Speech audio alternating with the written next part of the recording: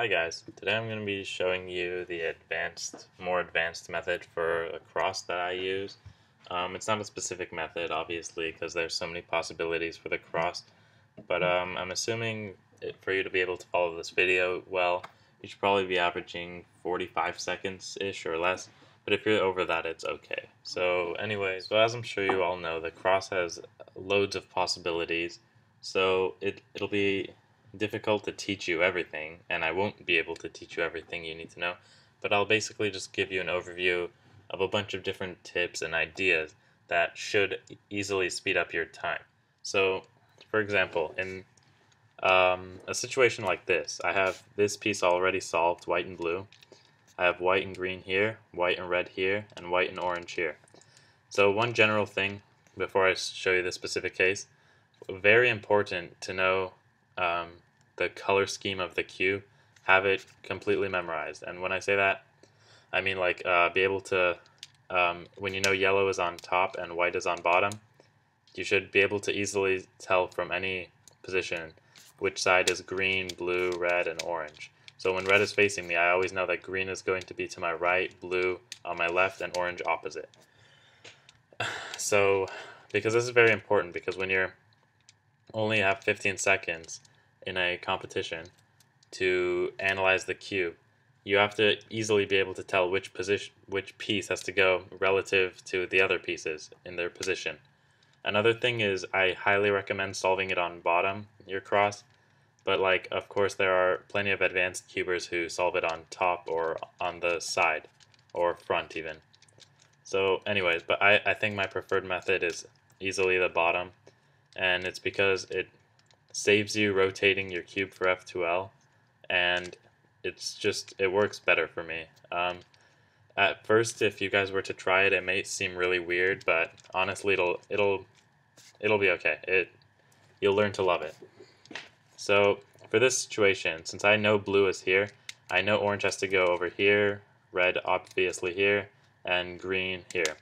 So this is just a very general tip that I want to share with you guys. Instead of always being, like you see this is obviously a line, so you can always just do an R2 and solve this. But a better way to do this is very basic. It's just a concept that you have to utilize over and over again when solving the cross.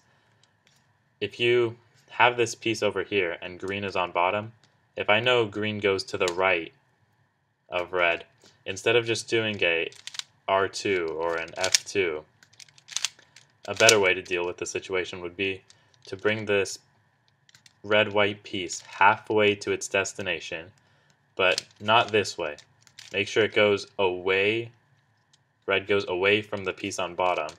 That way, when you bring red halfway down and away from the piece that was on bottom, green and white, you align this piece adjacent to it.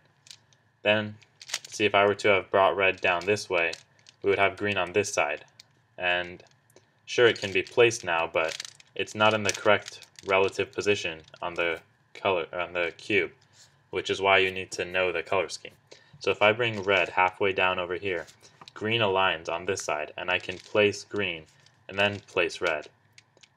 And then at this point, orange can be solved in multiple ways. You can either do a D2, place orange, and do a D2 again, or you can if you're holding it from here, you can kind of screw up green's positions temporarily by doing an R2, placing that back here and doing that type of thing. To many of you that may seem really weird, but it's actually pretty good. Yeah, anyways. Next example.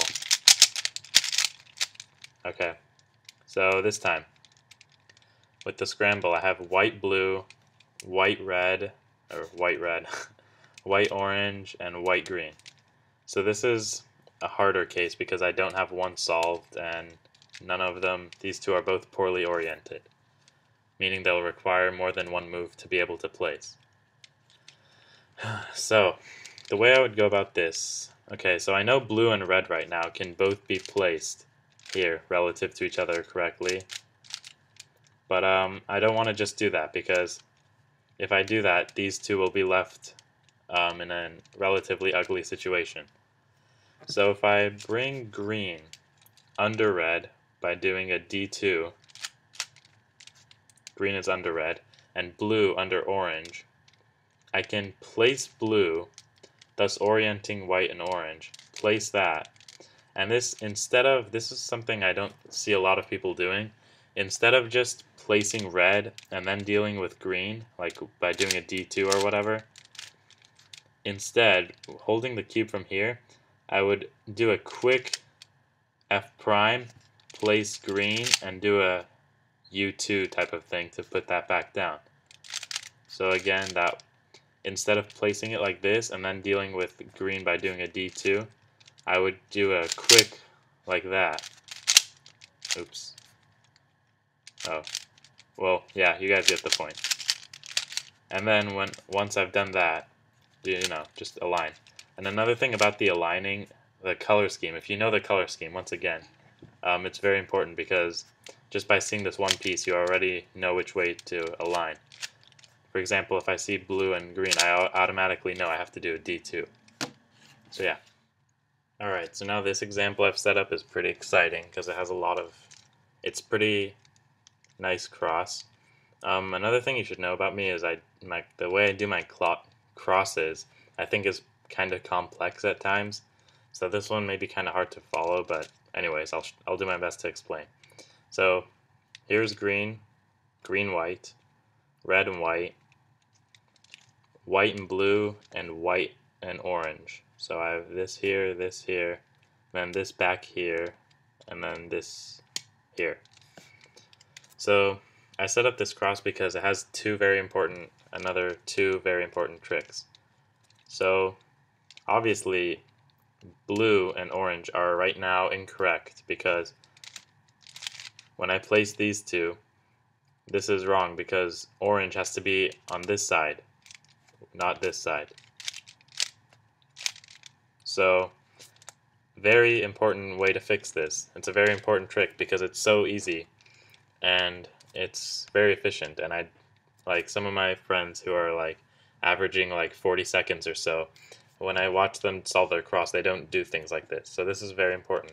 I've told them this. And so basically all you do is instead of solving orange and then, for example, doing a D2 or doing a U2 to solve the blue, if you first solve blue by doing that, you automatically bring white orange to this side where it originally needed to go. See, from this position, these two are wrong relative to each other. But by doing blue first, you shift orange, you switch it to this side where it can be placed. There. However, I wouldn't want to place this just yet because green and white is over here. So if I place this, I'm misaligning this, and I'm stuck with an uglier situation than before. So after I do my rotations and solve blue, set up orange, I have green, white, red, white, and orange, white. From here, if I place green and then I place orange, I still have red to deal with. So what I would actually do is I would re-grip this cube like with my right hand from here. I would re-grip it like this and do a little R prime where I bring both of these layers down. Use the back layer and solve red because I know red has to come over here in the back and green down here. So I can bring this back, solve red, and then slingshot green back down over here. And then after doing that, I can just freely place orange and align. So that might have been kind of confusing because the way I do my crosses is kind of complicated. Like I've seen other people's cross tutorial videos and I feel like the way I do it is a lot more complicated. But if I were to be honest with myself, I'd say relative to my average, I think my crosses are pretty good. I'm happy with them. So yeah. Alright, so now instead of showing you full crosses, I'm just going to show you the last few smaller tricks and things to keep in mind when you solve the cross. So here I have white blue already solved, not completely, I mean it's placed. White green is here, white red, and then white orange. So white red has to come here, white green, and white orange. So right now white red is here, and I know I can solve it easily by doing r prime f r. However, I know I can do the same thing from the left side with my left hand, correct? So if green has to come over here, and green is improperly oriented, and I know that doing this trick orients green, wouldn't it be better if I were to do it from this side? So if this is how the cross is given to you at a scramble, I would recommend first doing a D2 or D2 U2. So then you can do this trick with your left hand. Place it using L, F prime, L prime. So then green is placed already set up for easy placement. And then this has to come, well, it's in the right position, but it's flipped incorrectly. Some of you, if you've seen, for example, Bad Mephisto's advanced cross video, or you may know the trick anyways, that he shows where you solve a piece like this, going like that. This is good, however, it can be done better in this situation. The reason this works is because it brings this up so it's aligned, and then moves the centers so that you can place it. However, if we know it moves the centers for a placement right here, wouldn't it be better in this situation if we were to do it, if we were to bring white orange up like this to this side, so then we basically are doing it backwards, and we can pull a trick and solve it like that. So instead of doing this and having, you know, a center that isn't even correct and then having to do a delay or turn at the end, we can solve it like that. Basically the same, utilizing the same trick, just doing it mirrored, sort of. Alright, so this is going to be the last concept that I talked about. It's not the specific cross case, however, basically if you see yourself solving the cross, you solve the cross, you think you've done a great job and whatever, then you get into your F2L, you solve a pair, you solve two pairs, then you realize that you accidentally messed up your cross, and two pieces have been done opposite each other. So what you can do in this situation is no matter how far you are in your F2L, even if you, actually I'm not sure if this works if you've done your OLL, but I haven't really ever tried because I would usually notice during the F2L.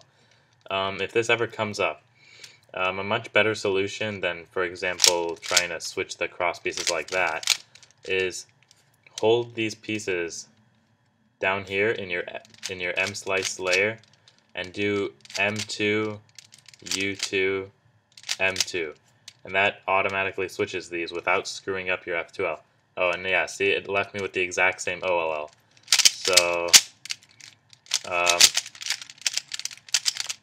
yeah, say you've even done your OLL, you can still do this trick, and it'll switch your cross pieces for you.